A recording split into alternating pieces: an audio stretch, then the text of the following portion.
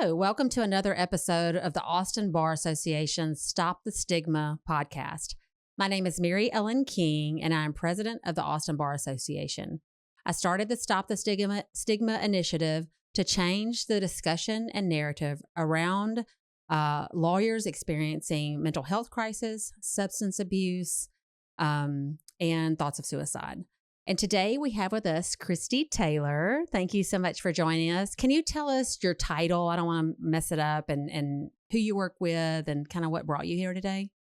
Sure. Well, thank you for having us. I am the executive director of the Texas Judicial Commission on Mental Health.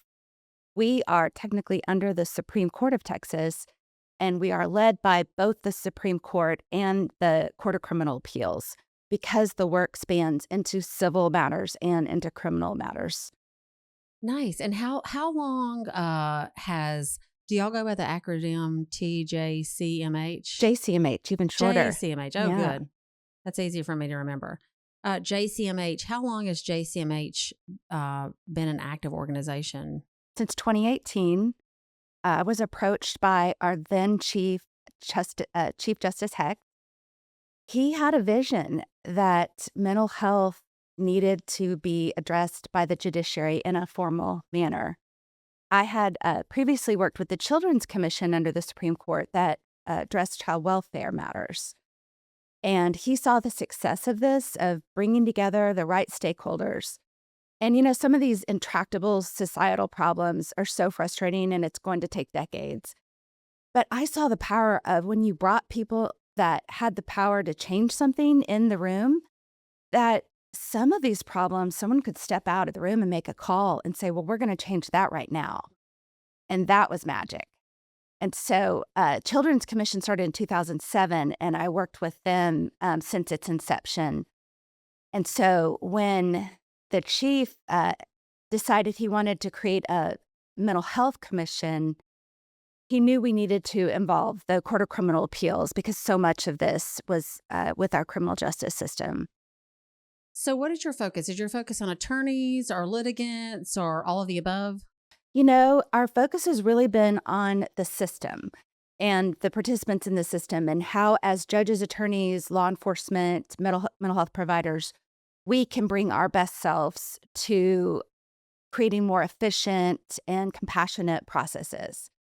However, once we started having those conversations, we found that all of those stakeholders were desperate to talk about their own mental health and their own trauma. Yeah. I mean, we were talking about this before the podcast started, just how much secondary trauma there is for lawyers, especially in the criminal system. Even personal injury, they see a lot of very painful accidents. And then especially in the family law system and the CPS system, it's just a really sad situation. And we are, as lawyers, we are problem solvers and we want to solve the problem. But sometimes the problem, especially when it's a societal issue like that has long-term mental health illness in a family, there's nothing we can do about it. And that bothers us, so that really ends up hurting us. And then a lot of times you see that translate into, substance abuse or mental health issues of our own, or, sometimes thoughts of suicide. Tell us a little bit about what are the workings? Like if you were going to tell somebody how this system, we hear how it started, how does it change the landscape and what does it do to help the system? Sure. So our tagline is collaborate, educate, lead.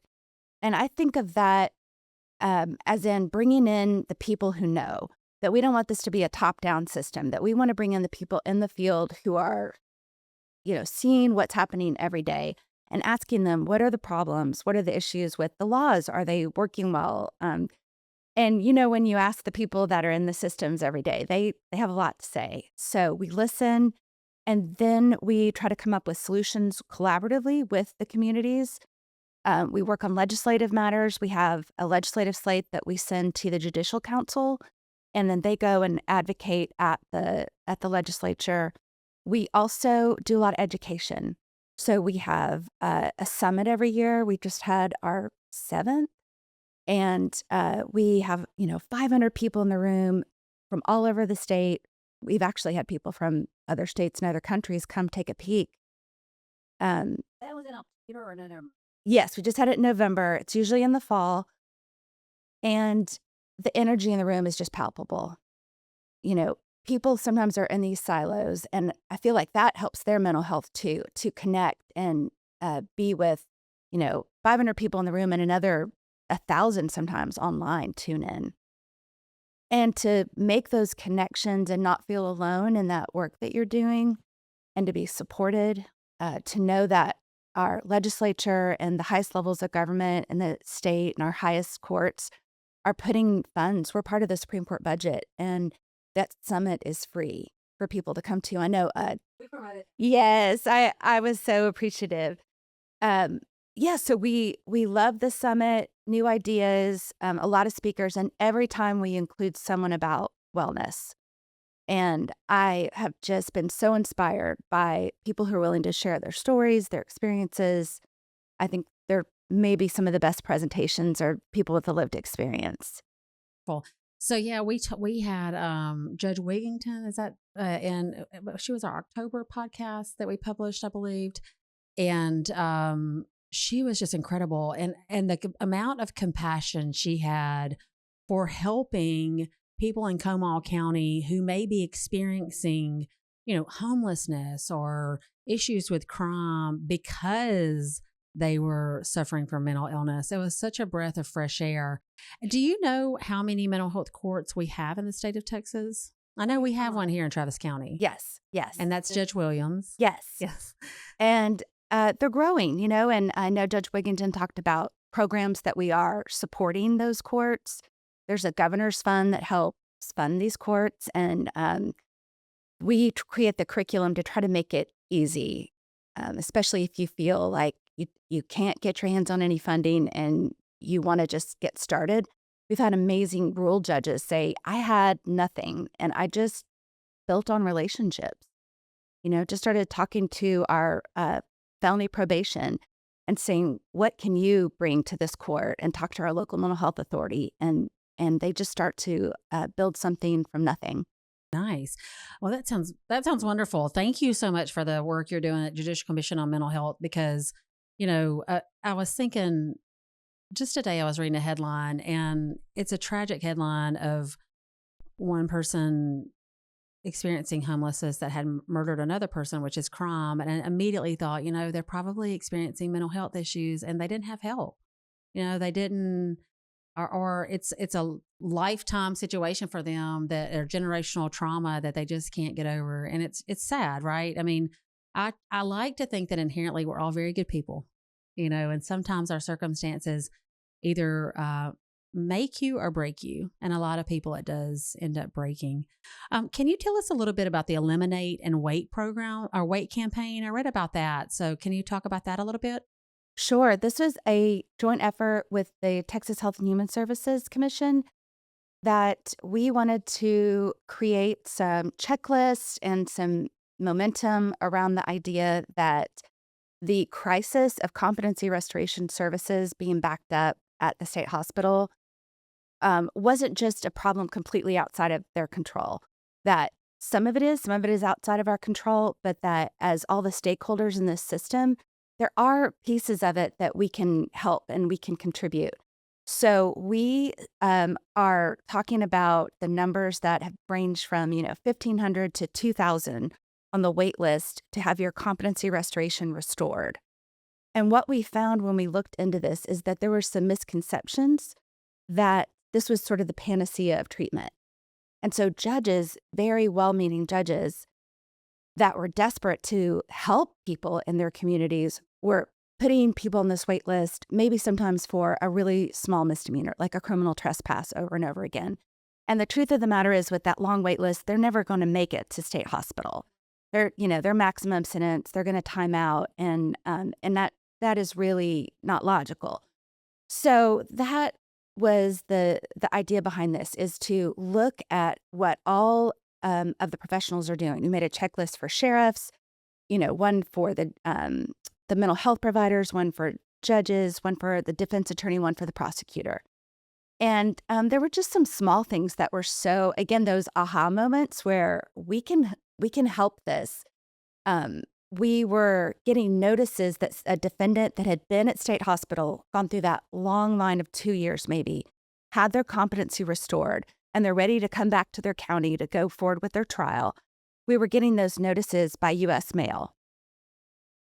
Exactly. So we just, a really smart defense attorney noticed that in Collin County and said, why are we doing that? Why aren't we communicating by email? Why aren't we creating a point person? And so we just started gathering the good ideas of the attorneys and judges that were already working in this when they started to say, that is creating delay. If you multiply that by every one of those 2,000 people on the wait list, how much time would we save? How much money would we save? And how much heartbreak would we save of the people that have to wait too long? And then their mental illness kicks in again and they decompensate back to a level where they're not ready to go forward with their trial. Yeah. That's wonderful. So just the one question that came to my mind when you were talking about that is, do you all go out and train the sheriffs and the probation officers and the defense attorneys and the judges? I mean, I know you said, I know the judges come to your summit that you have in November, but do you go out to the various counties and train them on how to work together and common issues and open the discussion about better processes? Absolutely. We try every approach. So we'll make videos so that if people prefer tuning in that way, if they want to come to the summit, they want to read our bench book, it's online. We print hard copies for those of us who like the old school page you can mark up and flip. And we go into communities with workshops. And so we followed up with the Eliminate the Wait campaign with the county mental health law plan. Travis County participated in it. Yes. And it really is a deep dive into all the processes from civil commitment, how's law enforcement working together with our local mental health authority, if someone needs an emergency detention, all the way through being booked in, identified with mental illness, how are we responding? And then through the competency restoration process with those problems and re-entering the community. We want to look at that whole picture. And that is the sequential intercept model, which I wish we had a better name. That is a mouthful. And when I try to talk about it, people just start to glaze over and start thinking about, the errands they have to run later. Sequential intercept model. How did that name come about, or why do you think that name is what it is? Because it was a PhD that made it up.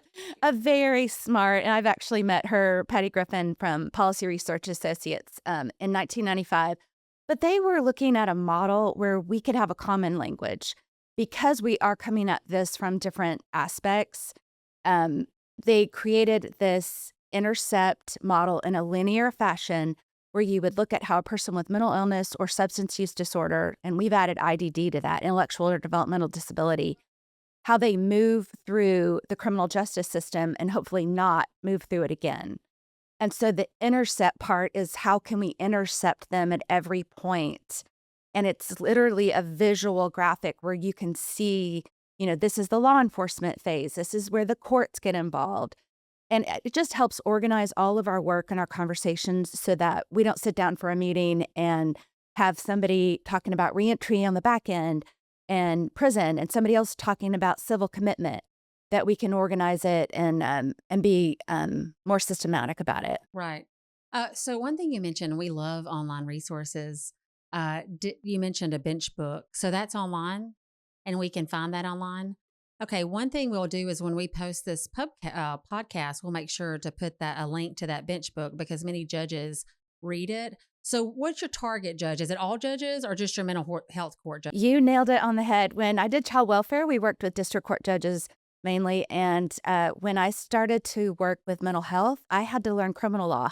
I had been in the civil law world and I was married to a criminal defense lawyer, thank goodness. And I had to sit down and say, magistration? Like, they didn't teach us that at law school. What is that? Or if they did, I forgot. I don't remember.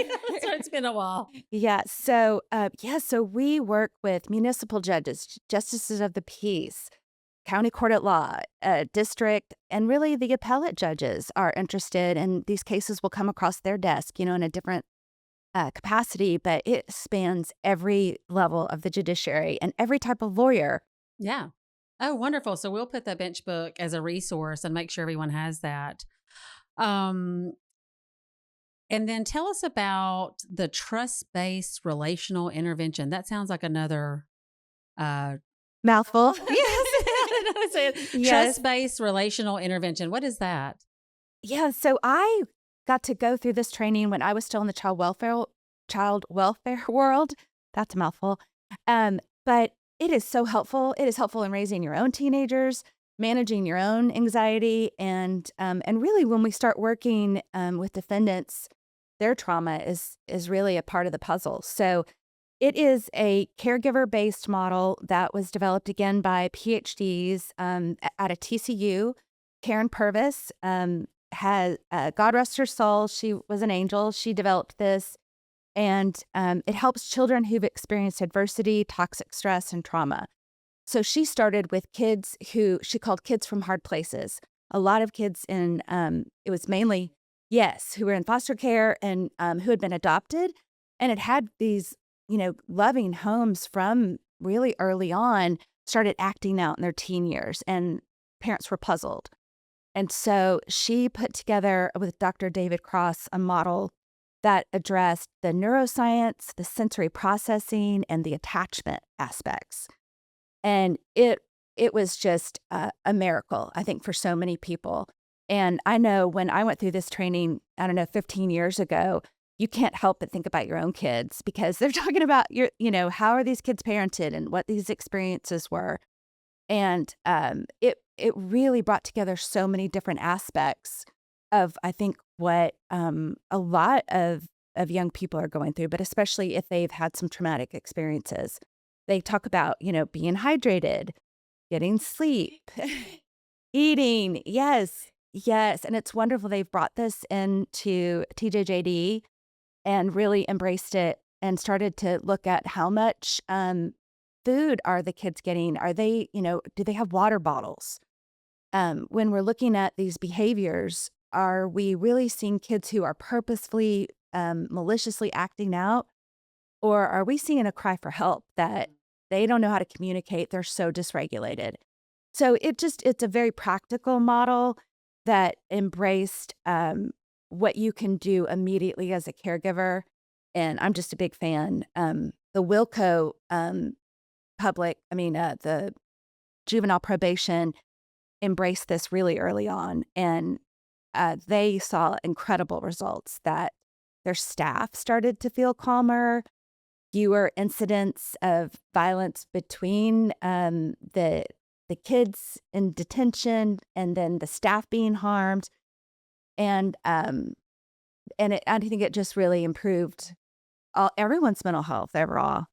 The other thing we want to do is, and my goal has always been to provide resources, not just to the lawyers going through the crisis, whether it be substance abuse, mental health, or thoughts of suicide, but there's families that are affected too. And so as you were talking, I couldn't, and you said you thought about your own kids, but I think about my own kids, right? So everyone that's been listening to the podcast knows that I was married to a lawyer. He suffered from severe depressive disorder and substance abuse, and he died in November 2023. And he left behind a son who was 8 years old at the time. And so that had a profound impact on him. And it's really changed the narrative in the way that I talk to his teachers and we approach care for him, because he's been through a very traumatic experience, and he is in a loving home. I like to think I'm a loving exactly. So I circle that. So I'm so curious about that. Tell me, the trust-based relational intervention, are there resources on your website, or is this some sort of program? Tell me a little bit more about how it's rolled out, and if someone's listening and wants more information, how can they find that? Yes, so I think they offer free resources and at various levels. So there's some that are, more advanced trainings that would come at a cost, but I do think that they are opening up some basic practices that you could implement right away. And then I'll have to find the name of it. I used to be involved in a group that supports all of the people who've gone through the training. And so they could provide information about how you could bring somebody into your organization or consult with somebody one-on-one about your own family. I loved in a previous podcast that you did that you were talking about lawyer wellness, that it's not just our mental health, that when you have kids and parents who are aging, that we are affected by so many people's mental health. Yeah, and we know we need the tools to deal with that as well. Yes. And if you've listened to the podcast, it's funny when you said sleep and water and food, everybody has said you really have to go back to basics. And sometimes we forget the basics. You know, I mean, my son was playing last night and he wanted to eat at the neighbor's house. And then the neighbor texted and said, can he stay over and eat? And I was like, yes, but he needs to eat fast because I'm tired. It's been a really long week and I have to go to bed for my own wellness because I've had a hard week with work. And so I need to make sure that I take care of myself. And sometimes people forget to do that. It's very easy to forget to do that when you're busy with trial or you got a lot of hearings and those sorts of things. Well, it's so common with the giving professions. When I think it's wonderful to find your passion. I think that's a great aspect of mental health is to find what sparks you.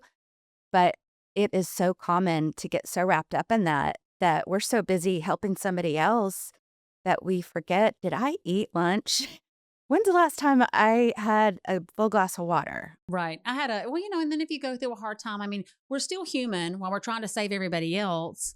And so we, like you said, we're trying to help other people put the pieces back together in their life, whether it be family, criminal, civil, whatever. And then while that's going on, our parallel lives are going on.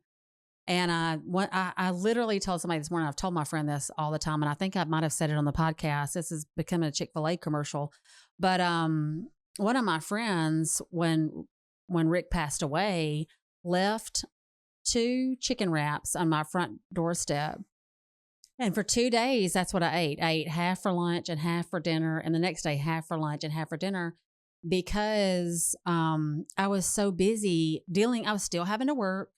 And I was dealing with my son who lost his dad. And I have 3 stepchildren. They had lost his dad and their dad. And it was just all very sad. And of course, I had grieved what I knew was eventually going to happen. I was in the middle of grief myself. And so you forget to eat. And I told her, I was like, I had never tried them before, but those things kept me alive, during that time because I had forgotten to eat. If I didn't have them, I wouldn't have had the energy, to eat. It's hard to remember to do those things when you're going through your own personal crisis. Exactly. Have you heard of the Trauma and Grief Center in Houston? You have to have Dr. Julie Kaplow on this podcast. She spoke at our conference just this past fall with Yolanda Lewis. They're both with the Meadows Mental Health Policy Institute. And I was blown away. I took some notes to come in here. I won't give away her whole presentation, but I'd gone through all this trauma-informed care training with the TBRI, and I know a lot about trauma-informed care, but they discovered even more about grief, and that I was shocked that they found it's the most common, the most disturbing trauma, the strongest predictor of poor school outcomes, the most detained youth report death of someone close, and that 70% of the youth in detention have had at least 2 significant losses. So they start unraveling this and they start talking about just straightforward grief and then ambiguous loss. And all of the youth who have parents who are incarcerated or just separation from divorce or that, they no longer have a relationship with the parent and how that's really hard to process. And the research they're doing and the education they're doing is fascinating because I don't think we've talked about that enough. Right. I actually, my son experienced grief last year. And at the end of the year, I sat down with the school administration and even the superintendent and the counselors and talked about trauma-informed care and how important it was because I had been to the Austin Bar Association Equity Summit. And we had a psychologist talking about trauma-informed care there, and you didn't mention this, but grandparents too. I mean, kids are so close to their grandparents, sometimes being raised by their grandparents. I mean, my son's very close to my parents, even though they live in Alabama. We see them quite a bit. And, when they're younger, they do potentially lose grandparents. Some lose parents. And now we're seeing some lose siblings to suicide in high school and college. I mean, we truly, I have my own thoughts about why we're in a mental health crisis in this country, which would be a whole another podcast we could talk about. But it's a problem, right? And so if we meet them where they are and not punish them, which I think you said, not see it as an opportunity to punish, but an opportunity to respond to. I tell my son, I've told my kids, my stepkids forever, hurting people hurt others, So when you realize when somebody hurts, it is a call for help most often, to meet them there and to help them. But you don't know that.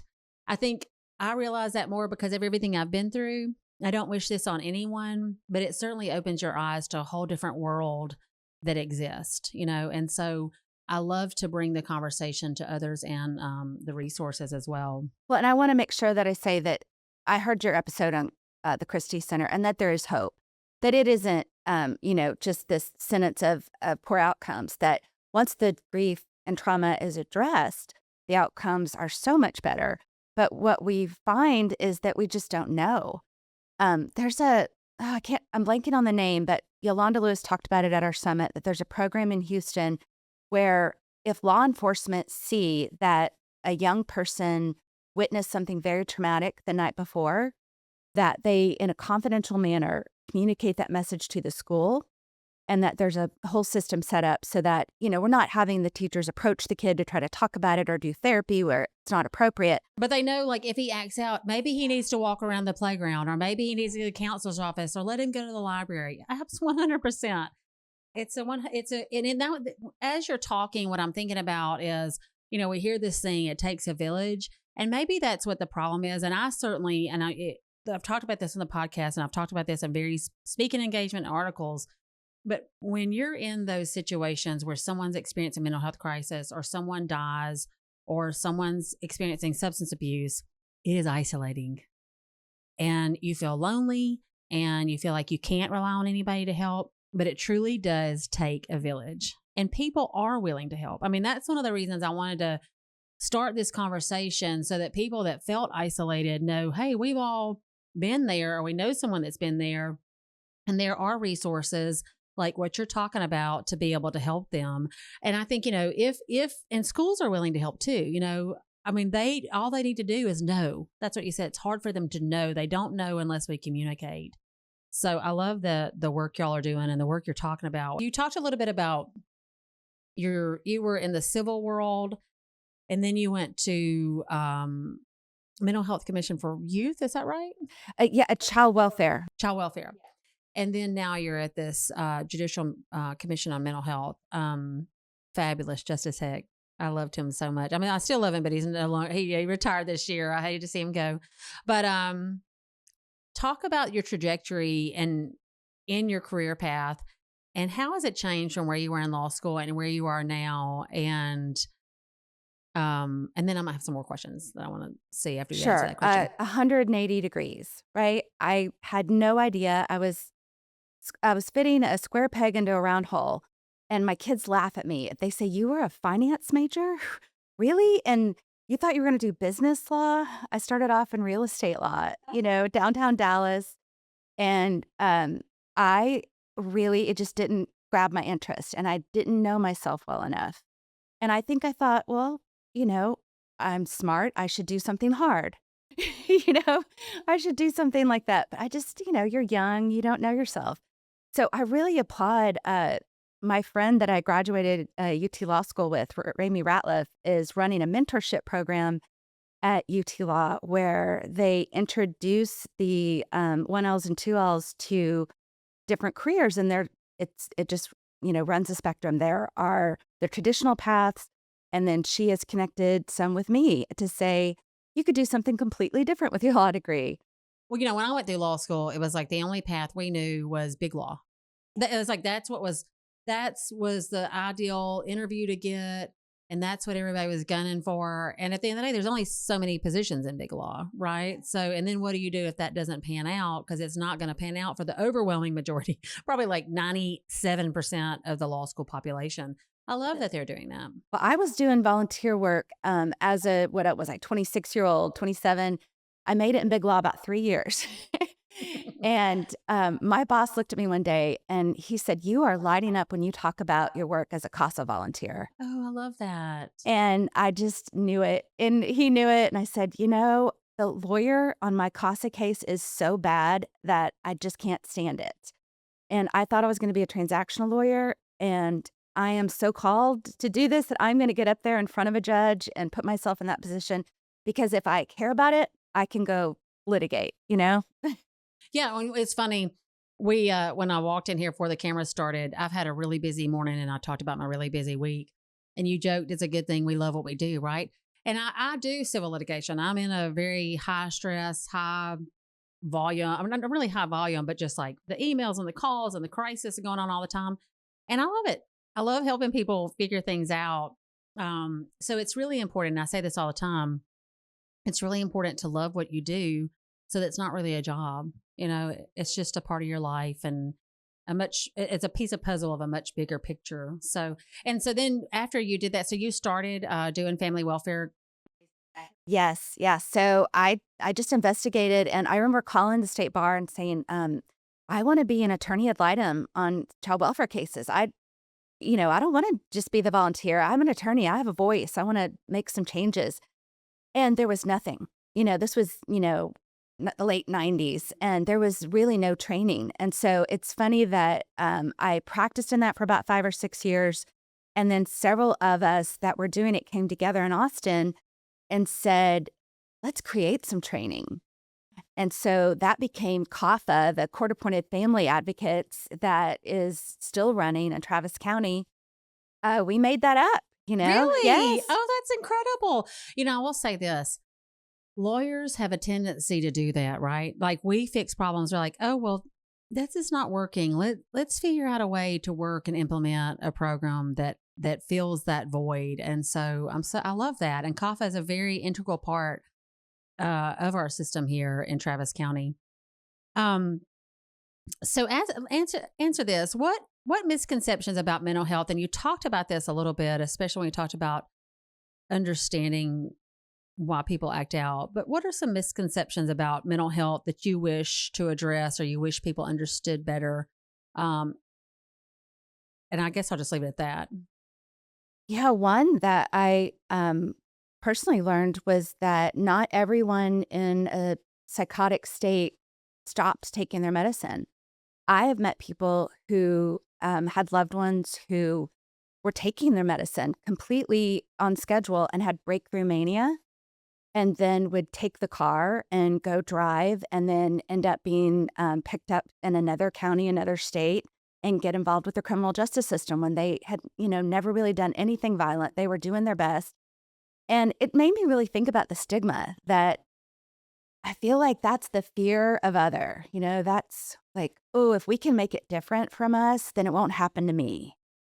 And so, Newsflash. Don't say that because then, you will be dealing with it faster. I mean, I kind of say like, just wait at some point, and that's why there's so many resources and there's so many people willing to help. I think that's the part is the stigma isolates people. That's what I hate. yes, yes. And, I went through this, it's been the last few decades, but my firstborn child was born with major heart defects and had to have 26 surgeries.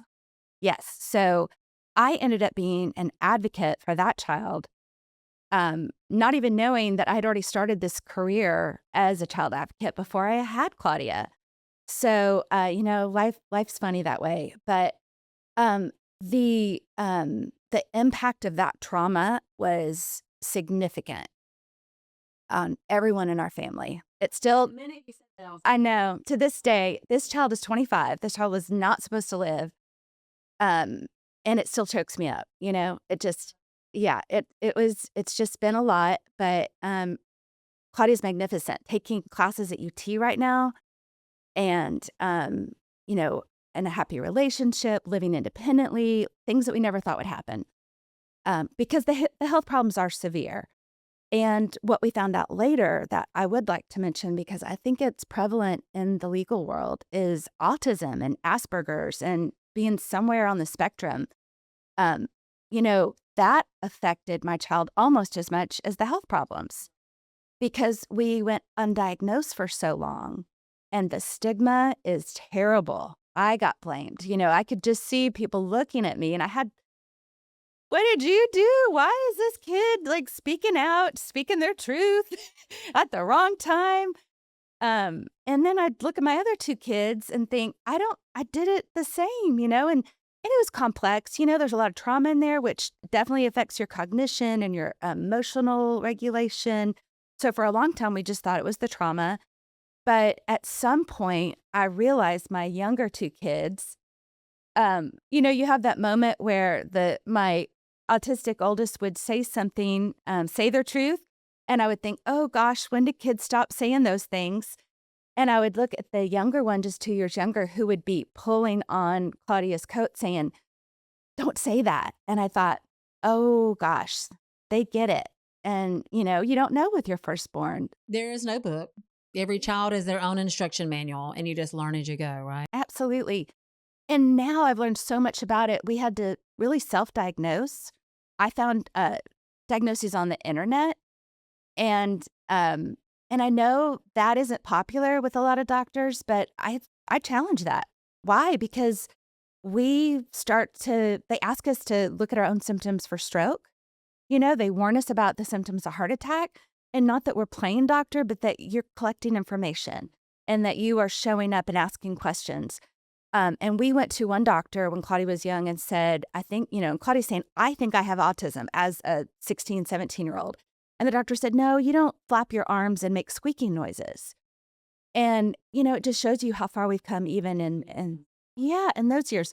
And what I think is that when a lot of smart people marry a lot of other smart people, we're getting more and more neurodivergence.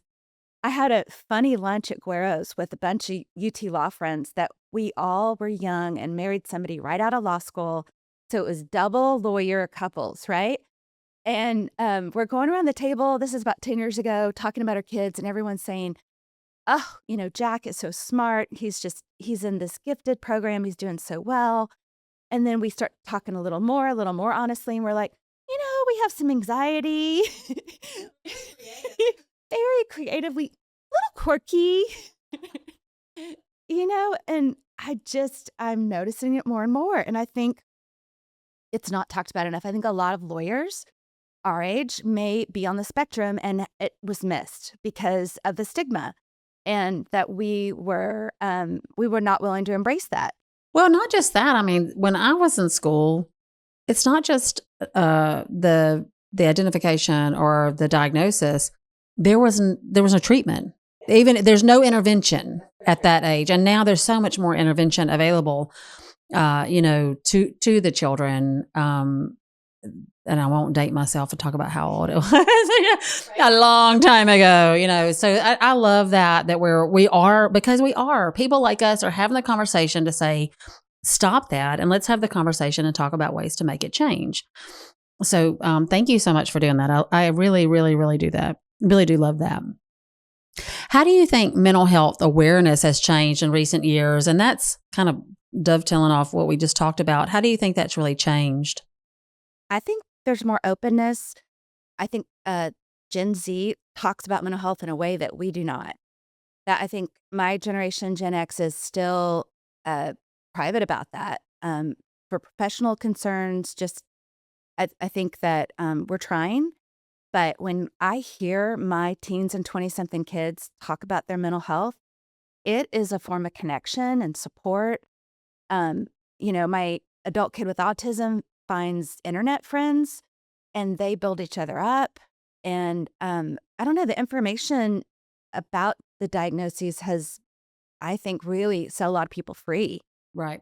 They want to know. They want to know, like, what is our family history and what do I need to be aware of so that I can address it if I see it, which is fascinating because our generation, we didn't want to know anything.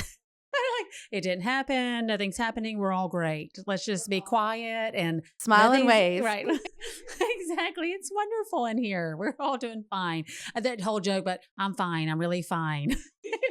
But that's the way we were. And now I make a joke about it. But that's truly the way we were raised. And it's even more so in the boomer population. You deal with your own problems and you don't put them on anybody else. And I do like that too. I like that we've sort of changed. And I want to add one thing. I've heard the young people talk about, well, let's not just make this a hashtag. Let's do something. And what's the action behind this is we don't have enough research about mental illness. You know, we're all proud to wear pink for breast cancer, but are we as proud to wear a color for bipolar disorder or just anxiety, you know? And so research is one thing we talk about, and then also our language. We had a speaker several years ago at one of our summits. His name's Joe Stevens, a West Texas public defender. He did a whole presentation on our beloved literature, music, television program, you know, movies, how we talk about people with mental health problems, how we use crazy and insane. And, you know, and I'm the first one, I'll say in our office, we are trying to use different words, and it is hard. It is deep in our vernacular. It is like, I'm the same way. I do not like the word crazy. And every time I say it, I'm like, I probably just offended someone, you know, like, but I didn't mean to. And I've really got to change that word out of my vocabulary.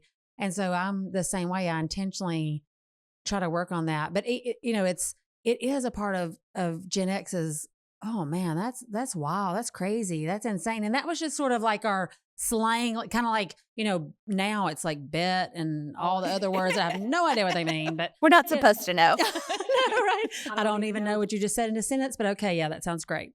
And then let's talk about, you know, what advice would you give someone that is silently struggling with mental health issues or substance abuse issues, having seen what you've seen and been what you've been through, even professionally and personally? What advice would you give someone? Well, I think connection, you know, is the opposite of isolation. And there's so many resources. NAMI, I don't know if y'all talked about the National Alliance of People with Mental Illness. We walked in the NAMI Suicide Darkness in the Night Walk in the fall in honor of two attorneys who committed suicide, who were both under 50 in the last several years. So yes, we're very familiar with NAMI and support that organization. Yeah, a dear friend of mine was the national president, and she's 80 and she is not stopping. She is full of energy and will connect you with anyone you need. But they have support groups, they have information, they have training.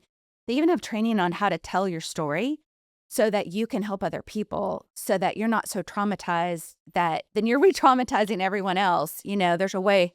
It's interesting. It's an art form, right? You can't give the gory details because, number one, you'll re-traumatize yourself, and you'll trigger people in the audience. It's a fine balance. It is, right? I would also say just the research and the information that that mental health is health, that we would not sit in cancer in silence and think it's just going to go away, you know? And or if we have allergies, we say, I have allergies, you know, especially this time of year. My cedar allergies are killing me and I have to use 5 medications and I can't find anything that works.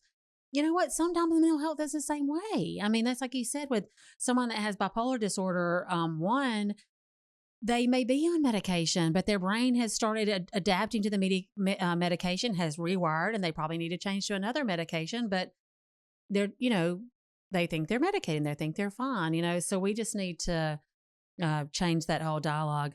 I did want to talk to one thing I keep thinking about as you're talking. I'm sorry because it's either my allergies or I'm getting sick. This is that time of year. I've been reading this book called Unreasonable Hospitality, and everywhere I go, I tell everybody about it. But the one thing I would love to see law firms do, and it's what you're talking about in the criminal system, they're doing with juveniles and criminal defendants who are facing a mental health crisis, is law firms, you know, are in the business of making money, especially ones that bill and you know, bill the big laws and the civil that bills a lot, even family. And so that's their business. And so when somebody stops billing or stops coming to the office or misses their deadline, sometimes the first reaction is to reprimand. And I think that we need to change the narrative and help the law firms understand to recognize that you need to meet them with compassion first. That's not to say you continue to let them push your boundaries or push their limits. But sometimes all they need is, are you doing okay? Do you know about TLAP? Do you know about these services? Have you experienced depression before? Are you in therapy now? I mean, these are just conversations. 9 times out of 10, if somebody they may just be going through a family crisis. They may be going through their own trauma and need some grace. Maybe they need the work taken back. But that's one thing I would love to see firms really change the way they approach dealing with their employees who may be experiencing mental illness, substance abuse, or thoughts of suicide, or even their own trauma. And I'll say this one other thing is, the thing I love about the book Unreasonable Hospitality is it talks about, we're all in the service industry as lawyers, right? We're here to serve our clients, whatever client that may be. I serve corporations, you serve children when you're in private practice. And so what Unreasonable Hospitality, it talks about a restaurant. It's a restaurant industry, but it applies to all service industries, is that we have to have unreasonable hospitality and compassion internally from the top down and then from the bottom up. And that's the only way we provide it to our customers and to our clients. And so I just really love that book. And I don't have no financial interest in it. I'm just reading that right now. But that's one thing I would love to see. And he talks about that, and the author does, who owned the number 1 restaurant in the world in New York.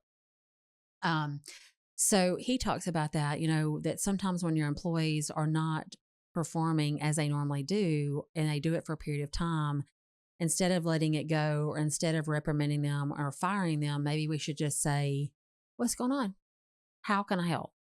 You have just read my mind. I think you've probably met Terry Bentley Hill. Yeah.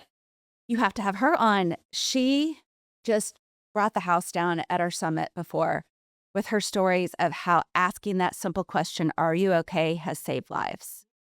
And I think telling that story just really reaches people.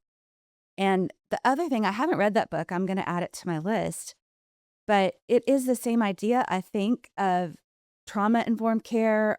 Any of this, it has to be internal in your organization. And so even we have a small staff of 8, but we try to practice what we preach. If I'm out there talking about wellness and how important, mental health is, and then not honoring when one of my staff members says, I need a mental health day, what have I done? And it's 100% normal to need a mental health day. It does not mean you have a mental illness, but even if you have a mental illness, that's okay. It just means you need to practice self-care. Maybe you need a nap. Maybe you need a day at the spa. Maybe you just need to have a salad. I don't know. Just being able to turn off work and the constant pressure and focus on you is such an invaluable, I'll say, radical act of self-kindness and self-care. And when you allow your employees to do that, guess what? It helps you. It does. It absolutely does. And we had another speaker, this was this past year, Jessica Chevrier, I think is how you say it. She's a licensed marriage and family therapist. But she threw out an interesting challenge to lawyers and said, I think it's an ethical obligation to take care of yourself, because our brain science tells us that our brain is not functioning. Our cognitive abilities are, decreased by half, I think is one of the statistics she quoted, when you are in crisis or when you are dysregulated. And so she challenges us to think about, as a lawyer, you're not serving your client if you're not bringing your full brain. Well, 100%. And, I was just thinking about this. Rick's birthday was October 31st, and then he passed away shortly after that in November. And he went to the hospital on November 2nd and never came out of the hospital. And so all that happened in 2023. And so when 2024, this past fall, rolled around, October 31st and going up, that was the last time we saw him outside of the hospital. And then shortly after that, he went into the hospital. We saw him in the hospital a few times. And then, he passed away. We were there at the very end. But reliving that experience in 2024, what's interesting about that is I looked at my hours recently, and the money we brought in for my team, because that's, the billable hour. So it was what controls us. Yes.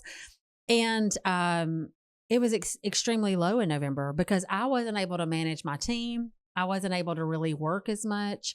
I was focused on my own reliving that grief. And also for me, just this keen awareness of what was going through my 9-year-old son's mind at that time. He was vocal about it because we've done the work to make him not feel like there's a stigma around talking about, what has gone on in his life. And so that is 100% what happened in my life. Like, we're not just talking about some facade of or books or studies or PhDs or psychologists. I mean, this is real life. When people are going through hard times, they will not perform at level, or they cannot perform at level.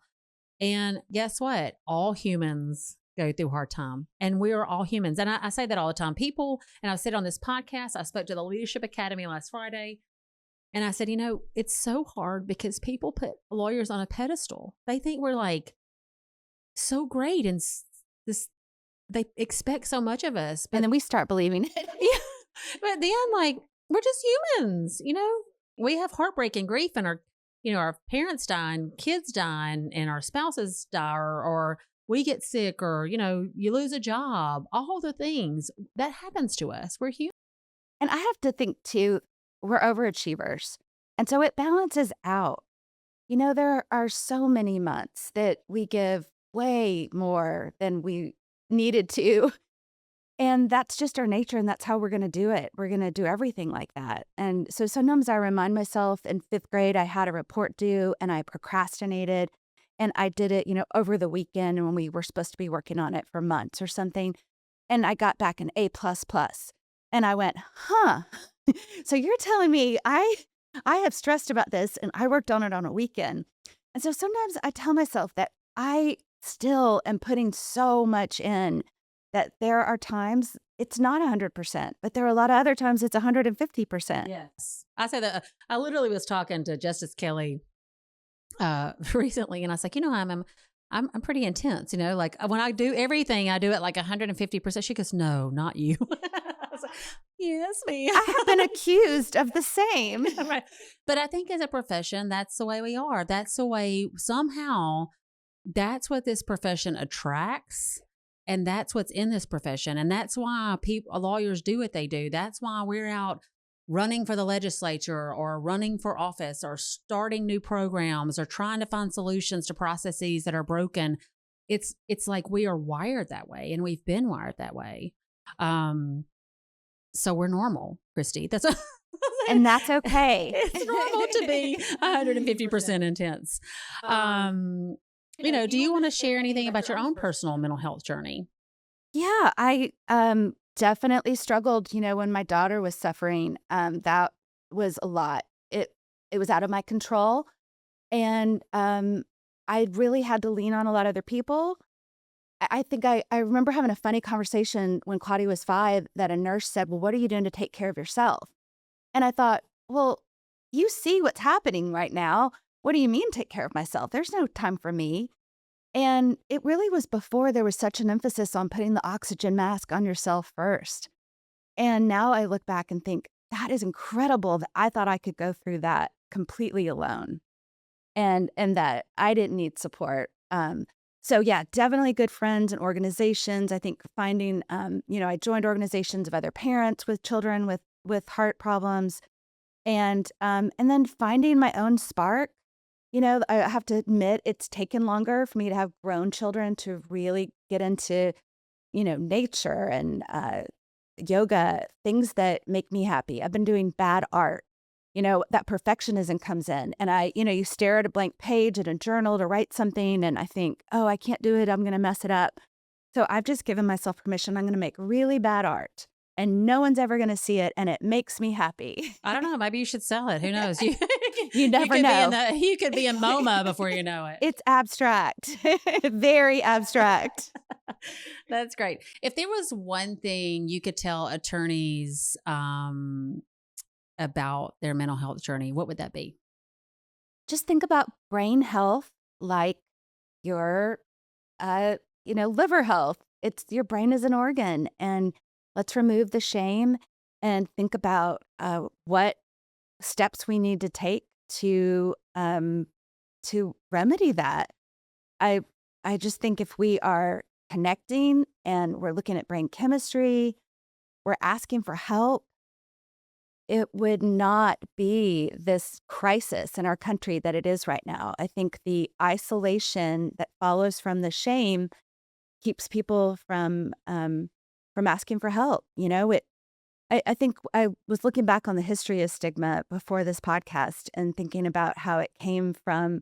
Oh, I found a really funny phrase. That this was, from our moral failings, that you had mental illness because you were possessed by demons.